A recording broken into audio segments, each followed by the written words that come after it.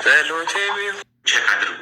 በምን ሁኔታ የሆነ ነገር ቢገጥመኝ የዚህ ቪዲዮ ዋና መልእክት ለማን እንደሚጠቅም አላውቅም። ነገር ግን ጠቃሚ ቪዲዮ ነው ብላችሁ ካሰባችሁ ለሌላ ሰው ሼር አድርጉት። እስከ መጨረሻው ተከታተሉኝ። አንዴ የሆም ሄልዝ ነርስ ኬዝ ማናጀር ሆኜ በምሰራበት ወቅት የገጠመኝን ነው። አንድ ቀን አንድ 87 ዓመት እድሜ ያለው ሰው ከቤቱ ሄጄ መጎብኘት ነበረብኝ። ሰውየው ለ3 ወይም ለ4 ሳምንታት ያህል ሆስፒታል ውስጥ ሲታከም ቆይቶ ወደ ቤቱ ከተሸኘ በኋላ በሁለተኛው ወይ በሶስተኛው ቀን ለፎሎ አፕ ክትትል ወደ ቤቱ መሄድ ነበረብኝ እንደ ነርስ እና ስሄድ የሚኖርበት ሰፈር በጣም የሚያምር ነው። የሆነ የሀይቅ ዳር ሰፈር ነው። ቤቱም ደግሞ ኦልድ የጣሊያኖች ቤት የሚያምር ቤት ነው። 2 ፋሚሊ ቤት ነው። ፈርስት ፍሎር ላይ እሱ ይኖርበታል። ሰከንድ ፍሎር ደግሞ የእሱ ወንድም ይኖርበታል። ወንድምየው 89 ዓመቱ ነው።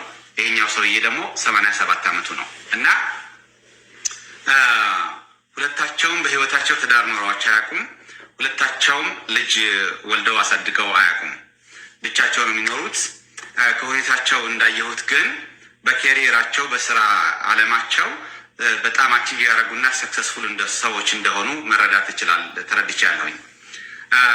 መጥቼ ቤቱ ሳንኳኳ አይከፍትልኝም። 2-3 ደቂቃ ያህል ካንኳኳሁ በኋላ ድምፅ ሰማሁ።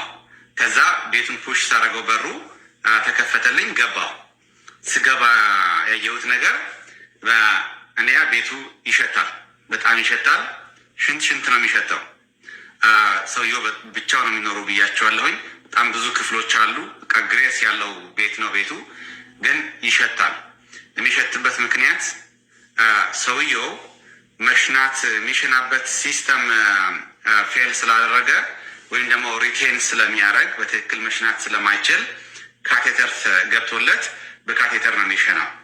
ካቴተሩ ደግሞ በሆኑ ሰዓታት የተጠበቁ ይሄ ዩሪን ኮሌክሽን ባጉ ዩሪን የሚጠራቀምበት ባግ መገልበጥ አለበት፣ ወደ ሽንት ቤት ድሬን መደረግ አለበት ወይም ኤምፕቲ መደረግ አለበት እና ይህ ሰውዬ አይነ ስውር ነው፣ ሊጋሊ ብላይንድ ነው፣ ማንም ሰው የለውም።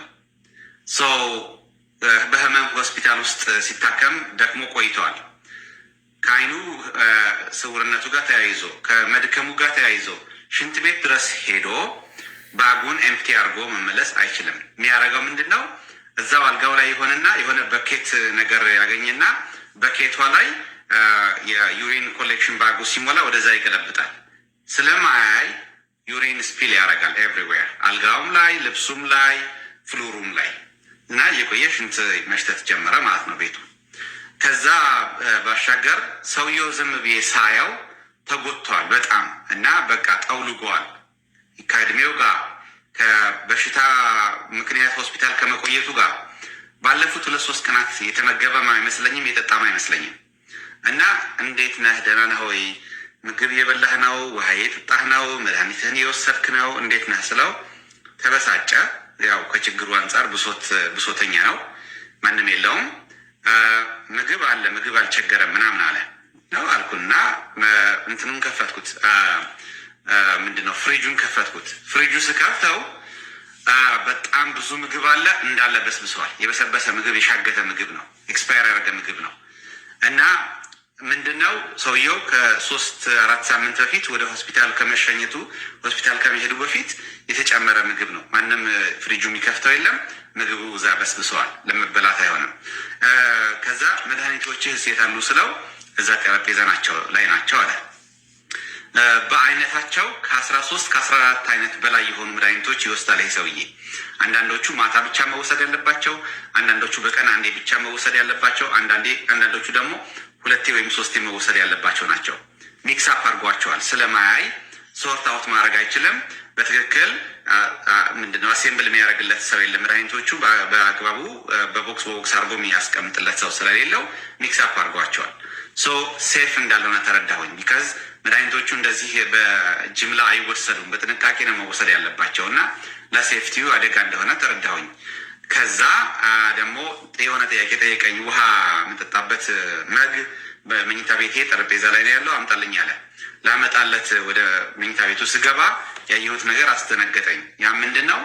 በስታክ የደረጉ ገንዘቦች፣ ያ $100 ኖት፣ $50 ኖት በስታክ ተደርጎ ፌስታል ላይ እዛ ታሽጎ ቁጭ ብለዋል አልጋው ላይ እና ይሄ ሴፍ አይደለም፣ አደገኛ ነው። ያሁን ከዛ መጉን ሰጠሁትና እስቲ አንዴ ቆይ አለቃዬ ጋር ልደውል፣ ትንሽ ሁኔታ ስላሳሰበኝ ዝም ብዬ ጥዬ ልሄድ ይከብደኛል አልኩትና አለቃዬ ጋር ደወልኩኝ። አለቃዬ ደግሞ ሰው ላከችልኝ፣ ሌላ ነጭ የሆነች አንዲት ወጣት ልጅ ላከችልኝ፣ ሌላ ነርስ ላከችልኝ እና ተነጋገርና ሰውዬው ወደ ሆስፒታል መመለስ እንዳለበት አመንን። ቢካዝ አትሊስት መድኃኒቱ የሚወስድበት መንገድ አደገኛ ስለሆነ፣ ከዛ ደግሞ እየበላ የጠጣ ኬር ያገኘ ስላልሆነ፣ ውሃ ሽንቱ መነጅ የሚደረግበት መንገድ አስቸጋሪ ስለሆነ ማንም ስለሌለው እና በቃ ዘመድ አዝማድም የላቸውም፣ የሚጠይቃቸውም ሰው የለም። እነኚህ ሁለቱ ሰዎች በየፍሎራቸው ነው የሚኖሩት።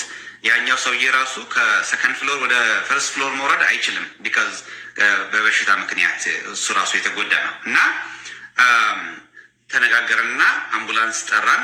ምንድነው 911 ደወልን። ኤኤምኤስ መጣ፣ ፖሊሶችም አብሮ መጡ። ሁኔታው አስረዳናቸው። እነሱ ይዘውት እንዲሄዱ አደረግን ወደ ሆስፒታል። ለፖሊሶች ደግሞ ገንዘቡንና ቤቱን ሴኪውር እንዲያደርጉ አደረግን። ወንድምየው ሄደን ስንነግረው በቃ እኔ ምን አደርጋለሁ እንግዲህ ምናምን አለ። ወርዶ እንኳን ማየት አይችልም። የታሪኩ ሞራል ምንድን ነው? ሞራል ኦፍ ስቶሪ ምንድን ነው መሰላችሁ? ሰው ያስፈልጋል። ደጋግሜ ቪዲዮዎቼ ላይ እንደማነሳው እያንዳንዳችን መውደቂያችን መቼ እንደሆነና በምን ሁኔታ እንደሆነ አናውቀውም። ከሰው ጋር መኖር ያስፈልጋል። በሰው መከበብ ያስፈልጋል። አንዳንዴ እዚህ አንዳንድ ሰው ሲያወራ የሰማሁት ማልወዳት ቃል አለች። ልጆች ለሚወልዱ ሰዎች የሆነ ማሸማቂያ ነች እቺ። በልጅ ቆዳ አትቀበርም፣ እባክህ አርፈህ የራስህን ህይወት ዘና ብለህ ኑር። ማንም ዘና ብሎ መኖር የሚጠላ ሰው የለም። እንደገና ደግሞ ገንዘብ ማግኘት ደግሞ በጣም ጥሩ ነገር ነው እና ገንዘብ መሰብሰብ፣ ገንዘብ መስራት፣ ሀፒ ሆኖ መኖር ይሄ ሁሉ ጥሩ ነገር ነው። ግን ደግሞ እግዚአብሔር በሰጠን ጸጋ ልጆች ወልዶ ልጆች አሳድጎ ከዛ ዛሬ ቴኬር የምታደርጓቸው ልጆች ነገ ቴኬር ያደርጓቸዋል። ፋይናንሻሊ አይደለም ቴኬር የሚያደርጓችሁ። እንደምን ዋልክ፣ እንደምን አደርክ፣ እንደምን አለህ፣ ምን ልርዳህ የሚል ሰው ከገንዘብ በላይ ነው። ገንዘቡ ነግሬያችኋለሁ፣ ሰውየው ከገንዘቡ ጋር ነው የተኛ ያለው። ነገር ግን ያ ገንዘብ ምግብ አልሆነውም፣ ያ ገንዘብ ጽዳት አልሆነውም። ለዚህ ሰውዬ ያ ገንዘብ መድኃኒቱ አልሰጠውም ሰዓቱን ጠብቆ እና ገንዘብ ጥሩ ነገር ነው። ነገር ግን አዘ ሴም ታይም ዙሪያችሁ ሶሻላችሁን ቼክ አድርጉ። በምን ሁኔታ የሆነ ነገር ቢገጥመኝ ሊደርስልኝ የሚችል ሰው አለ ወይ? እሱ ነገር ቼክ አድርጉት የሚል ነገር መልዕክት ለማስተላለፍ ነው። አመሰግናለሁ።